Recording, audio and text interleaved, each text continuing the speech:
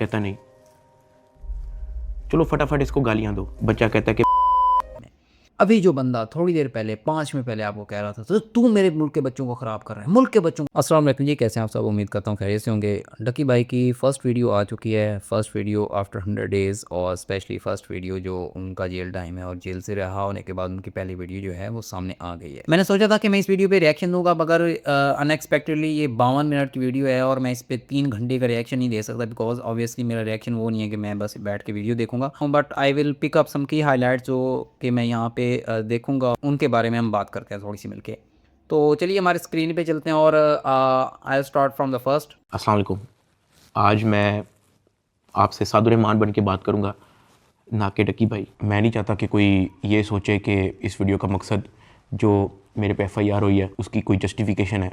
I am simply here to apologise. मेरे किसी भी कंटेंट से अगर आज तक कोई भी नेगेटिवली इम्पैक्ट हुआ है, मैं उस चीज़ के लिए माफ़ी मांगता हूँ। मेरी तो उनकी जो पहली बात ही थी ना, ये भी लाइक किसी बंदे का दिल जीतने के लिए काफ़ी थी, क्योंकि उसने उसने जो पहली बात की। अच्छा, पहली बात मैं ये कर दूं कि मैं, क्योंकि डकी भाई ने कहा कि मैं आपसे सादुर रहमान बात बन के बात करूंगा, तो इस वीडियो में थ्रू आउट मैं भी उनको साद ही कहूँगा, because he is we are talking to Saadur Rahman. तो पहली बात जो साद भाई ने की है वो बहुत ही अच्छी की है कि उन्होंने चुप करके अपोलोजाइज़ किया है कि मैं अपोलोजाइज़ करता हूँ अगर मेरे कंटेंट से किसी का भी कोई बुरा हुआ हो, किसी का कोई नुकसान हुआ हो या कोई भी गलत मिसगाइड हुआ हो, और मैं अपनी FIR की जस्टिफिकेशन नहीं दूंगा, because definitely this was a crime. But मैं पहले ही अपनी वीडियो में इस बारे में बात कर चुका हूँ that it was a white collar crime, it was not a criminal charge. इसमें कोई आप टेररिस्ट अटैक नहीं था, कोई कत्ल का मुकदमा नहीं था, कोई खुदा न खास्ता इस तरह का कोई मसला नहीं था। It was a simple promotion of a gambling app, और ये एक वाइट कॉलर क्राइम था जिसकी within a couple of days ही बेल हो जानी चाहिए थी। वकुला हमें मज़ीद इस बारे में बेहतर बता पाएँ। तो खैर आगे देखते हैं। एयरपोर्ट ले आओ और हमें यहाँ से पिक कर लो। हमें लगा कि शायद हमें बस सिर्फ फ्लाई नहीं करने देंगे और हम घर जा सकेंगे। 5-10 मिनट के बाद इमिग्रेशन वाले हमसे हमारे मोबाइल ले लेते हैं, कहते हैं कि इसको एयरप्लेन मोड पे लगा दे, और अरूब की तरफ वो इशारा करते हैं कि अगर आप जाना चाह रही हैं मलेशिया तो आप जा सकती हैं। अरूब ने कहा नहीं, अगर साद मेरे साथ जा रहा है तो मैं चले जाती हूँ, वरना मैं इधर ही ठीक हूँ। मुझे अरूब को मलेशिया भेज देना चाहिए था। रहे थे बिल्कुल मेरे अंदर इतना सा भी वहम गुमान नहीं था कि असल में इशू क्या है। हथकड़ी मुझे लगी हुई थी, मुझे ऊपर एक रूम में लेके गए। जब मैं NCCIA के ऑफिस पहुंचता हूं तो वहां पे 6-7 ऑफिसर्स बैठे होते हैं। मेरी हथकड़ी वो खोल देते हैं, मुझे कुर्सी पे बिठा देते हैं और मेरी इंटेरोगेशन शुरू हो जाती है। वहां पे मेरे से क्वेश्चन करते हैं एप्लीकेशंस के प्रमोशन के बारे में। वहां पे मुझे पहली बार आइडिया होता है कि मेरा इस इशू पे मुझे एयरपोर्ट पे रोका गया। खैर मेरे से वो जो सवाल करते यहाँ पे मेरा एक पहला मसला है, मैं इस बारे में अगेन राय लेना चाहूँगा वकला हज़रात की, जो कानूनदान हैं वो इस बारे में मुझे बेहतर गाइड कर सकते हैं। अगर मैं इंटरनेशनल लॉ पे नज़र रखता हूँ, इंटरनेशनल केसेस पे मेरी थोड़ी बहुत नज़र होती है, तो वो वहाँ पे देखने को मिलता है कि अमेरिकन लॉ ये कहता है या फिर यूरोपियन लॉ भी ये कहता है कि जब भी आप किसी भी क्रिमिनल को किसी भी वजह से गिरफ्तार करते हैं तो आप उसको उसका reason of arrest at the time of arrest बताते हैं और उसको उसके राइट्स भी पढ़ के सुनाए जाते हैं, जो कि टिपिकली ये होता है you have the right to remain silent. अगर आप खामोश रहना चाहो तो आप खामोश रह सकते हो, और आपको वकील रखने का भी हक़ है, और आपको ये हक़ हासिल है कि आप हमारे सवालात का जवाब तब दें जब आपका वकील वहाँ पे मौजूद हो। तो मैं जानना ये चाहता हूँ कि क्या पाकिस्तान का कानून या फिर पाकिस्तान का आइन क्या मुल्ज़मान को इस तरह का कोई हक़ नहीं देता कि उनको at the time of arrest बताया जाए कि उनको किस वजह से अरेस्ट किया जा रहा है, और उनको खामोश रहने का इख्तियार देता हो या फिर उनके वकला हज़रात की मौजूदगी में उनसे बात करने का इख्तियार देता हो। आगे चलते हैं। खैर मेरे से वो जो सवाल करते गए मैं उनको बताता गया। मेरे पास 3 मोबाइल थे, मैंने तीनों मोबाइल के पासवर्ड उनको दिए। उन्होंने मेरे से मेरे जीमेल अकाउंट के पासवर्ड पूछे, मैंने वो भी उनको ऑन द स्पॉट दिए। उन्होंने मेरे से मेरे लैपटॉप का पासवर्ड पूछा, मैंने उनको ऑन द स्पॉट दिया। ऐसा भी नहीं कि मैंने उनको कोई बहाना लगाया हो कि मैं पासवर्ड भूल गया हूँ, because I had nothing to hide. मैं मेरा सेकंड और most concerning problem that is regarding the privacy, कि आप एक शख्स को गिरफ़्तार करते हैं। हम भूल जाते हैं, यहाँ पे सादुर रहमान की बात हो रही है जो कि पाकिस्तान के बहुत बड़े बल्कि सबसे बड़े यूट्यूबर हैं। हम ये भी भूल जाते हैं कि उनके 9 मिलियन फॉलोअर्स हैं और आवाम में वो बेपनाह मकबूलियत रखते हैं। हम ये भी भूल जाते हैं कि उनका जो जुर्म था वो just promotion of gambling apps था। मेरा सबसे पहला सवाल ये है कि क्या पाकिस्तान में जब आप गिरफ़्तार होते हैं, क्या पाकिस्तान का लॉ मुलज़िम को कोई इजाज़त नहीं देता, उसके कोई हकूक़ नहीं होते उसके कोई प्राइवेसी नहीं होती, जैसे कि सादुर रहमान भाई यहाँ पे बता रहे हैं कि at the time of arrest उन्होंने उनसे उनके तीनों मोबाइल ले लिए, फिर at the time of interrogation उनसे उनके तीनों मोबाइल के पासवर्ड लिए गए, उनके लैपटॉप के पासवर्ड्स लिए गए। तो क्या ये वायलेशन ऑफ प्राइवेसी नहीं है? बिकॉज ये जो आपका मोबाइल फ़ोन है, आपका लैपटॉप है, आपकी इस तरह की चीज़ें, these are extremely personal space for use. मेरे सिंपल वर्ड्स में कहने का मतलब है your mobile is extremely your personal belonging. तो क्या NCCIA और पाकिस्तान का जो कानून है वो इस बात की उनको इस बात की इजाज़त है कि आप जिस भी शख्स को भी गिरफ्तार करें वो बंदा उस चीज़ का पाबंद होगा कि उनको वो मोबाइल भी दे, उनको हर चीज़ दे, और उसमें मौजूद जितना भी डेटा है, चाहे वो कोई पर्सनल डेटा है, प्राइवेसी वाला डेटा है, उस सब डेटा की एक्सेस NCCIA को या फिर कोई भी कानून नाफिज करने वाला इदारा है, क्या उनको दी जानी चाहिए या फिर उनको मिलती है? इस बारे में अगेन मैं चाहूँगा कि मुझे गाइड किया जाए। जैसा कि मैंने शुरू में कहा, मैं यहाँ पे सिर्फ सवालात कर रहा हूँ, बिकॉज ये सवालात हैं मेरे माइंड में। क्या पाकिस्तान का कानून, पाकिस्तान का आइन हमें इस बात का कोई हक नहीं देता? 23 दिन का रिमांड लिया गया। वो सारी इन्वेस्टिगेशन मैंने पहले 23 मिनट के अंदर दे दी थी। कई घंटे गुजर जाते हैं और तमाम ऑफिसर्स मेरी थर्ड और मोस्ट कंसर्निंग चीज़ जो मुझे लगती है कि उनका 23 दिन का रिमांड लिया गया। और ये बात मैं अपनी पिछली वीडियोस में भी कर चुका हूँ कि समय से बालातर है कि यहाँ पे 23 दिन का रिमांड किस चीज़ का बनता था भाई? वो कोई कुलभूषण यादव है यार, उसने कोई टेररिस्ट अटैक किए हैं, या फिर उसने पाकिस्तान की कोई नेशनल सिक्योरिटी की कोई खबर लीक की हो, किसी को राह को डाटा बेचा हो, उसको इंडियन एजेंसीज के साथ ताल्लुकात हों वगैरह वगैरह। क्या इस तरह का कोई क्राइम था, कोई इतना लंबा रिमांड दिया गया? आइसिंग ऑन द टॉप, जब वो सारे इन्फॉर्मेशन, सब की सब इन्फॉर्मेशन, आपको अपने मोबाइल्स के पासवर्ड, आपको अपने लैपटॉप्स के पासवर्ड्स, जीमेल अकाउंट्स के पासवर्ड्स, वो सब कुछ बता चुका है, आपको हैंड ओवर कर चुका है, तो तब ये 23 दिन का रिमांड किस तरह लिया गया, किस तरह चला? मेरी ख्वाहिश है कि यहाँ इस बारे में कोई वकील हजरात, जो मैं वकला हजरात से रिक्वेस्ट भी करूँगा, मुझे नाम नहीं याद मगर जिनकी हम रील्स वगैरह देखते रहते हैं सोशल मीडिया वगैरह पे, वो इस पे डिटेल वीडियो बनाएं और इसका ब्रेक डाउन करें कि इनका जो कानूनी हक है वो कहाँ कहाँ पे थ्रू आउट द वे मारा गया, और इस बारे में कानून हमें क्या गाइड करता है, पाकिस्तान का कॉन्स्टिट्यूशन इस बारे में हमें कितनी इजाज़त देता है, और पाकिस्तान का आइन जो है वो जुर्म साबित होने तक क्या किसी मुलजिम को प्रोटेक्शन देता है या नहीं देता, अगर देता है तो कितनी देता है। हमें इस बारे में पब्लिक को आगाही मिलनी चाहिए। हैं और तमाम ऑफिसर्स मेरी इंक्वायरी लेके चले जाते हैं, सिवाय एक के, जो मेरे इन्वेस्टिगेशन ऑफिसर्स थे, असिस्टेंट डायरेक्टर शुएब रियाज साहब। मेरे आईओ के अलावा जब तमाम ऑफिसर्स चले जाते हैं तो एक प्राइवेट बंदा बाहर से अंदर आता है। तो आईओ मुझे कहता है कि तुझे पता है कि तेरे पे FIR होने वाली है। मैंने कहा यार मुझे थोड़ा सा एक्सप्लेन कर दें कि मेरे पे केस क्या है और क्या FIR है और मैंने किया क्या है। तो जो प्राइवेट बंदा था जो बाद में आया था ना, वो कहता कि यार तेरे बहुत बड़े मामला आते हैं, तेरा बहुत बड़ा मैटर है, तेरे पीछे IS। प्राइवेट बंदा आके कहता है तुझे पता है तेरे पे FIR होने वाली है, इस बात का क्या मतलब है? FIR होने वाली है, इसका मतलब है अभी तक FIR हुई नहीं है, और अगर FIR हुई नहीं है तो गिरफ्तार कैसे हुआ है? FIR हो भी गई है तो वारंट के बगैर कैसे गिरफ्तार हुआ है? ये क्या है मतलब?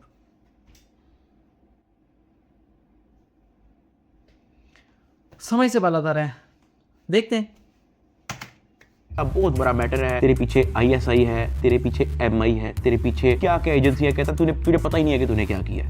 तेरे पीछे ISI है, तेरे पास 6 MI है, तेरे पीछे रॉ लगा हुआ है, तेरे पीछे FBI लगी हुई है, और सारी एजेंसीज जो 2000 और भी नाम ले लेते। इस बारे में मैं साद भाई को थोड़ा सा क्रेडिट दूंगा, because obviously I know he is a smart guy, he is not डम, वो डम नहीं है। जब जो जिस बंदे का सिंपल सी यही रूटीन है, वाकई तो हम सभी जानते हैं कि उसकी सिंपल सी यही रूटीन है, अगर कि वो घर से उठता है, वो व्लॉग बनाता है, वीडियोस बनाता है, यूट्यूब पे डालता है, और वो घर में जाकर सो जाता है, तो उसके पीछे MI क्यों लगेगी भाई? Military intelligence. वो कोई ऑफशोर मनी लॉन्ड्रिंग वगैरह कर रहा था तब तो आप बात करते कि वो मनी लॉन्ड्रिंग का केस है, वो इस तरह का मेजर थ्रेट जो है नेशनल सिक्योरिटी को कोई थ्रेट लगा हुआ है।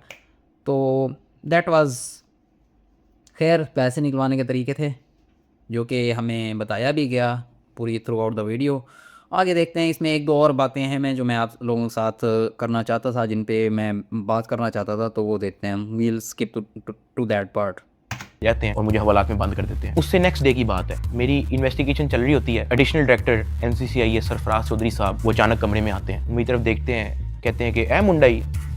आईओ कहते हैं हाँ जी। कहते हैं इसको लेके आओ मेरे पास। आईओ हथकड़ी पकड़ता है, मेरे हाथ पे लगाता है और कहता चल। मुझे जब हथकड़ी लगा के एडिशनल डायरेक्टर रूम में लेके जाते हैं तो वहाँ पे 5 ऑफिसर्स बैठे होते हैं। एडिशनल डायरेक्टर सरफराज चौधरी साहब मेरे से पूछते हैं कि तुम कौन से एप्लीकेशन के कंट्री हेड हो। मैंने कहा कि सर मैं किसी एप्लीकेशन का कोई कंट्री हेड नहीं हूँ। वो अपनी कुर्सी से अचानक उठता है, कहता तेरी माँ किधर से आता है पैसा तेरे पास? मैंने कहा सर मैं यूट्यूबर हूँ, मेरे 8 मिलियन सब्सक्राइबर हैं, उधर एडसेंस, अभी मैं बात कर ही रहा होता हूँ। कहता है कि तुम मेरे वतन अजीज़ के बच्चों को ख़राब कर रहे हो। क्या? तुम मेरे वतन अजीज़ के बच्चों को ख़राब कर रहे हो? सीरियसली? लाइक आई नो, मैं पहले क्लियर कर दूं, मैं पहले पिछली अपनी वीडियोस में बात कर चुका हूँ, मैं यहाँ पे चुकने का काम नहीं करूँगा। I not like this family vlogging, मैंने कभी इसका ये वाला कंटेंट यूज़ नहीं किया, और ना ही मुझे इस चीज़ में इंटरेस्ट है, ना ही ये कोई बहुत अच्छा कंटेंट है। But this is not extremely vulgar type of content जिसमें आप कहा तुम मेरे बच्चों को ख़राब कर रहे हो, मेरे मुल्क के बच्चों को। और जो साहब कह रहे हैं कि तुम मेरे मुल्क के बच्चों को ख़राब कर रहे हो, वो अपने बच्चे के साथ क्या करता है वो आप आगे हम चल के वीडियो में देखते हैं ज़रा। क्या करता है तुम्हारा बाप? मैंने कहा जी यूनिवर्सिटी के अंदर प्रोफेसर है। तो कहता तुम इतने क्यों हो? मैं चुप रहता हूँ। वो चीख के बोलते, कहता बोल। मैंने कहा जी सर मैं सिर्फ वीडियोस बनाता हूँ, मैं यूट्यूबर हूँ। माँ बहन की गालियाँ वो देता रहता है। उसने मेरे मुंह पे बहुत जोर का थप्पड़ लगाया। मैं बिल्कुल चुप होकर ऐसे मुंह नीचे करके खड़ा हो गया। तो कहता मुंह ते कर। यार ये ना इस वीडियो का सबसे सैड पार्ट है। Obviously this was very sad to watch, and this was the point जहाँ पे मैंने डिसाइड किया था कि मुझे इस बारे में वीडियो बनानी है। बिकॉज़ यहाँ पे आपके ना बहुत सारे बेसिक राइट्स जो है, आपके सिटीज़न होने के राइट्स हैं, जो आपके बेसिक इंसान होने के हकूक़ हैं,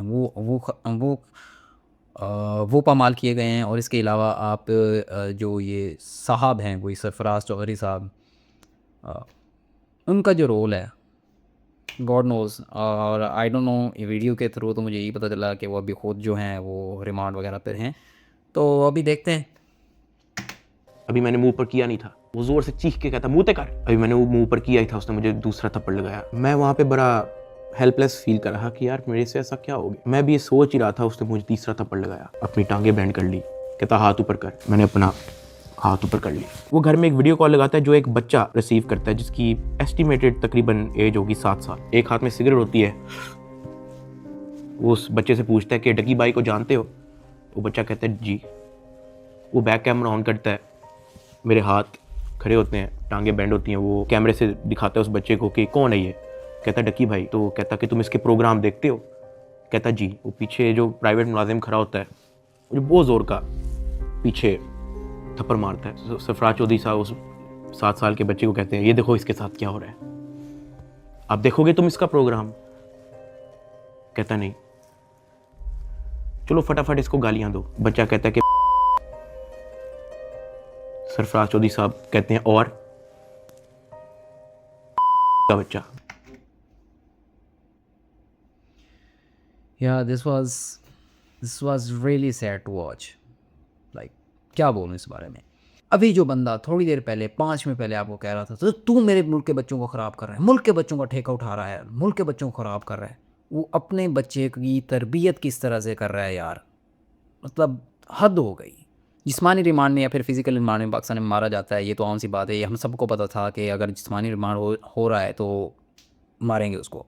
बट यार आप सोच सकते हो इस चीज़ का लेवल कि उसको ये कितना बुरा मेंटल टॉर्चर है कि वो एक पब्लिक फ़िगर है यार, वो एक पब्लिक फ़िगर है, और उसको आप वो इस तरह की सज़ा दे के एक हाथ ऊपर करके उसकी टांगे मेंट करवा के, जो कुर्सी लगाते हैं ना, कुर्सी लगाना हो गया, कुर्सी लगाना कहते हैं कॉमन ज़बान में, आप उसको कुर्सी लगवा के फिर आप अपने बच्चे पे, फिर आप अपने 7 साल के बच्चे को, 7 साल के बच्चे को आप कॉल कर रहे हो, वीडियो कॉल कर रहे हो, और सिगरेट का सुट्टा लगाते हुए उसको कह रहे हो गाली दे इसको, गाली दे इसको, वीडियो कॉल पे अपने बच्चे को कह रहे हो आप, 7 साल के वो, इसको गाली दे।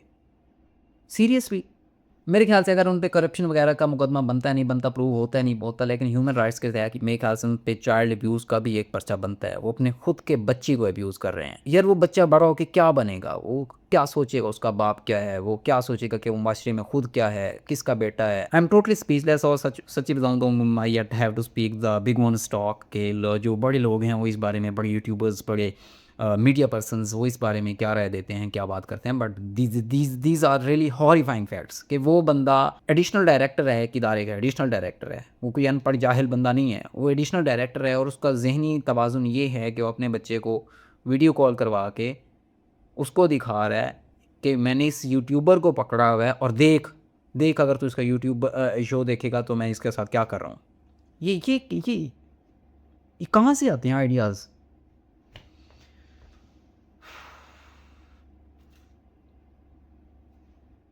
क्या कहें, क्या कहें यार। मैं ना अभी इस वीडियो को यहीं पे एंड कर रहा हूँ बिकॉज इस बारे में क्या ही बोलूँ। इसमें मैं एंड के बारे में एक और पार्ट बना दूँगा। That was really inspiring. और बिकॉज जब आप ये पार्ट देखते हैं तो this is the part where you start to lose hope.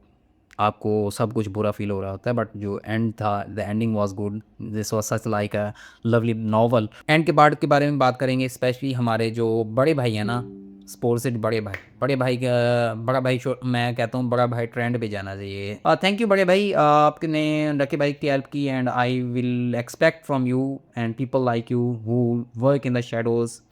Thank to all of you guys. और मैं चाहूँगा कि आप जितने भी, चाहे वो मशहूर हो ना हो, जो भी मस्कीन है, जो भी लाचार है, जो भी बेबस है, जो भी मज़लूम है, आप लोग उसका साथ दिया करें और अल्लाह ताला आप लोगों को इस चीज़ का अजर देगा। Once again, from me and from the entire YouTube community, from the all of the viewers and whole public of Pakistan, thanks to our big brother. And I would like कि आप इस चीज़ का ट्रेंड बना दें। I think हमें ये trend चलाना चाहिए, hashtag thank you big brother. What do you guys think about this? कि हमें ये ट्रेंड बनाना चाहिए, hashtag thank you big brother. तो इसका ट्रेंड बनाते हैं, बाकी हम इस पे इंशाल्लाह बाद में बात करेंगे। Once again thank you for watching, see you in the next one.